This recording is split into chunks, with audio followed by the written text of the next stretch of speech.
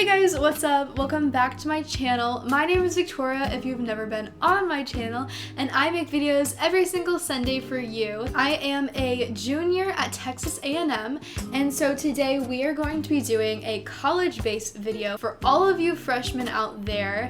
For those of you who have noticed, I have been out for 3 weeks, but this was purposeful. I didn't want to take away from the Black Lives Matter movement, which is going on right now. I really wanted to make sure that that was loud and clear for everyone. I know it's been all over social media, but it is paramount, especially people like me who have white privilege, to listen and to learn about police brutality and inequality in America right now. Before we do get into all of the tips that I have for you, I wanted to give you some resources to really look into. Some of these are Netflix movies and some of these are links where you can learn or donate. I myself will be going to these links and watching these documentaries this week, and I hope that you will join me as well. I want to make it known that discrimination of any kind on my channel, from age, race, gender, sexual orientation, it does not matter. Disability, it does not matter. It will not be tolerated on my channel,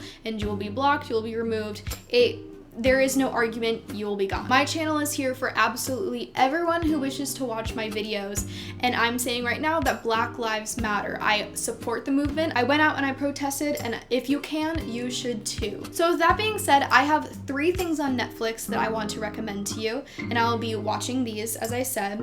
So the first one is 13th. This documentary talks about the disproportionate rate of Black men in prisons as opposed to any other race, and it talks about the injustices in the criminal justice system. The second one is Rodney King, and this one is a spoken word by Roger Smith, and it's on the violence targeting Rodney King, and after he survived police brutality, all of the pressure that he had on him from social media and society, and just how this violence that he went through really impacted just the rest of his life. And the third documentary I have for you is The Death and Life of Martha P. Johnson. She was a Black trans activist before and after the Stonewall riots. The reason I bring this one up is because she is well known for working so hard in that movement, but also Black LGBTQ members are at much higher chances of suicide, but also murder. I think it's really important to also say that Black trans lives, Black gay lives,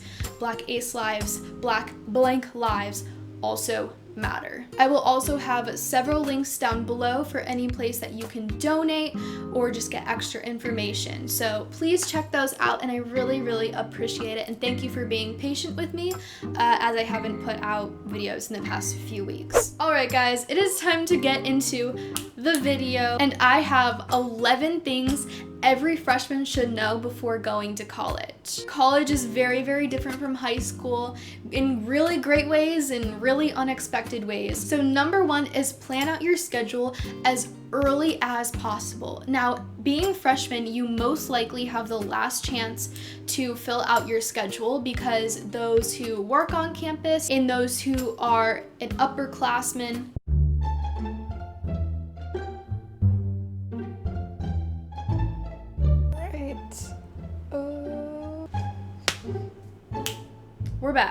We're back. All right, guys.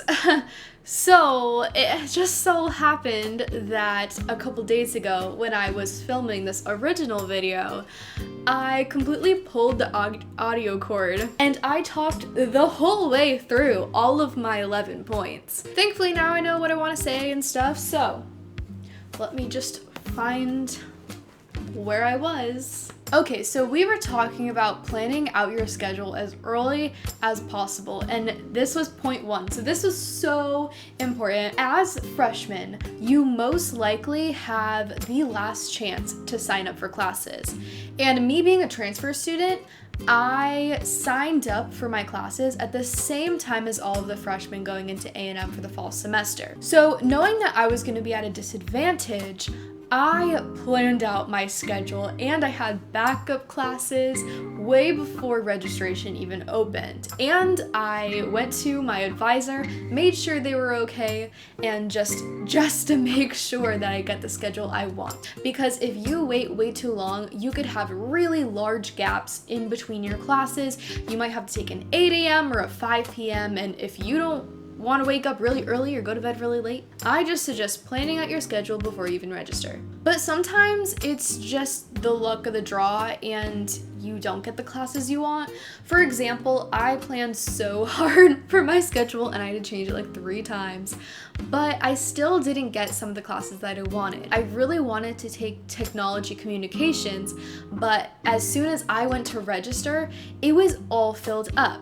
So I was forced into communications in religion, and I'm sure that's gonna be a really cool class, but it caused me to have a 4-hour break in between my first class and the second class of the day, which is really unfortunate, and thankfully I can just go home and have lunch. But for somebody who has work in the afternoon or work in the morning, that could be so difficult. But all of my other classes which I planned turned out really awesome, and I have a pretty solid schedule for the next semester. So I just suggest going through the classes that you need and the classes that you want, having a schedule and a backup schedule, and then check in with your advisor. Number 2, be prepared for a difficult roommate. Now, this doesn't mean go in and be reserved and don't talk to your roommate, don't trust them. It just means be cautious. Now, your new roommate could potentially be a soon best friend, or not. And it really just depends on if you're doing roommate matching or if you already know the person. If it's roommate matching like I did, I ended up having a pretty awful first roommate. Not only was she just super messy and left literal trash bags in our hallway, she caused my dishes to pile up, which she used. She stained all of my white towels, but she started doing really bad things like leave used hygiene products on the floor of our bathroom. She started calling me a and ultimately she said that she had a weapon in her room, so I had to emergency move out to another apartment. Now, I'm not saying this to scare you, I'm really not, and that was probably a rare case, but I want to tell you that it's okay to be direct and honest about what you want out of a roommate. Whether that's a quiet space, whether that's a neat space, that is your place as well, and you deserve to have a place that you're comfortable in. I would suggest going in when you're meeting them, be polite, be honest, be upfront, but just be cautious. Number 3, introduce yourself to your professors. These aren't high school teachers anymore. These are professors who can be a very valuable resource and can really open doors if you get to know them. So the very first thing that you do when you get into your class is I suggest going up to them, introducing yourself to them, and just saying, I'm really excited for this class, even if you're not excited for it. Just be open, and honestly, it can be so helpful for the future. When you establish these professional connections with professors, I have seen internships come out of it. I have seen job recommendations or written letters. I even know people who have had jobs offered to the graduated student because their professor trusted them and had a good connection with them. Me personally, when I have had connections with my professors, you can even get that last grade boost that you need to go from a B to an A. That grade boost does depend on your performance in the class, but a relationship with a professor takes it a whole other level. If you don't know what to ask your professor or how to start a conversation, ask things like, do you have any good book recommendations for this class? Number 4, explore campus in your free time because you can find some really cool things there. On a lot of university campuses, there might be a bunch of hidden things. For example, A&M has a ton of myths and legends that you can hear from students, teachers. The 2 off the top of my head that I know about A&M is, 1, I think some laboratory professor buried an orangutan on campus for science, and they totally forgot where they buried it. So there is a monkey somewhere on campus. The second cool thing about A&M campus is that there is a building that you can go to and go in between the walls, and when you clap, it shoots up and it sounds like a bullet. I would suggest asking around what makes your campus unique, what are the histories of it, and if you just walk around, you could just find some nap places or study places that you'll use for the rest of your time there. Alright guys, and we are on to number 5, and this is an important one. Please, I beg of you from experience, do not immediately go into dating someone. It can be so exciting to go into the college dating scene, but here is why you should probably wait, and I really suggest it from personal experience. College is a brand new chapter of your life, and this is a time where you're separating from your family, maybe you're separating from your town or state, and at this point you're still trying to find yourself. Everything is so new. So I really suggest establishing some friend relationships and getting settled into your classes, into your school, maybe join some campus programs or organizations before you get into the dating scene, because it can become a distraction. I myself started dating someone as soon as I went into college, kind of as a support mechanism, and it really backfired. It did a lot of damage to my grades, and I wish that that whole freshman year I was just single. But as soon as you're familiar with your environment and you feel comfortable, go off. Number 6, college, as you probably know, is very expensive. So I suggest looking into all of the benefits you can get as a student at your university. For example, at A&M, as most people know, you have access to the recreational center. So they have a really nice gym, some of the nicest I've ever seen. They have a pool, a rock climbing center, you name it. It is massive, and I can't wait to go this fall. Some other things that A&M has, and this one is off campus, but you can get a discount on movie tickets if you're a student. Also, A&M offers some free software online for students. And if you go to the Career Center, they have things like mock interviews and things to really get you prepared to go into the career world. I suggest really asking your friends, professors, and your advisors are key, into what benefits you can get at your school. My number 7 for you is one that I feel like half of y'all are gonna brush off, but I think it's really important. Don't do all-nighters, especially if you have class or a test the next day. Several studies have shown that sleep is so important in processing all of the information you've gotten from studying. It's been proven that it's even more beneficial to you to study a little bit and then go to bed and get some sleep before your class the next day, instead of studying all night and being completely drained, because it can cause you to be foggy and tired. It can actually cause you to do poorly on that exam, quiz, whatever. The best thing you can do for yourself is just study a few days before your exam instead of cramming it in all at once. I know most of us didn't do that in high school, but we're in college now, and I believe in you. I believe that you can have a study schedule and get your sleep. Number 8 is to take one class that you are really interested in and you know nothing about. And this could be astrology, this could be floral arts design, anthropology, a Greek class. I know so many people who either were forced into a class they didn't want to take, or took a class that they were curious about and it made them actually switch their major because they completely fell in love with it. Honestly, college is the perfect time to study something that you've always been interested in, whether it's a language or whatever, because once we graduate, there is not much time that you're probably going to have to take a random class like that. Now, I know this wasn't in college, but this was my personal experience. So in middle school, I had to take a language, and I really didn't want to do any of the regular languages like Spanish or French. So I actually took Latin, and I knew nothing about Latin, but I ended up studying Latin for 5 years, and I went to Rome and saw Roman architecture and ruins, and it became such a big interest of mine that I asked for my first textbook for Christmas last year. Number 9, and this is a tough one.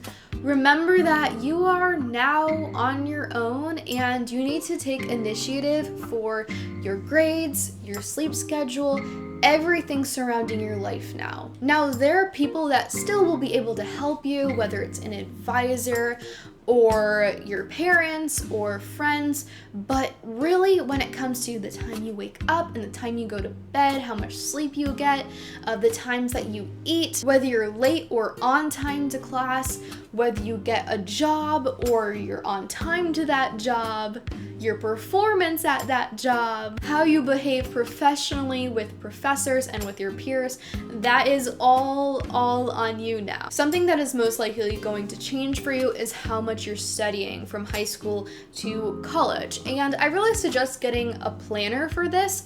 It can be really helpful to write down what tests you have and how many increments of time you should study each day to lead up to that test. For all of you freshmen, I know this is probably really nerve-wracking. Maybe you're really excited, but I believe in you and I believe that you can do this, and I am sure that maybe it'll take a couple months, but you will totally get into this routine and you're gonna feel awesome when you're succeeding independently. Number 10.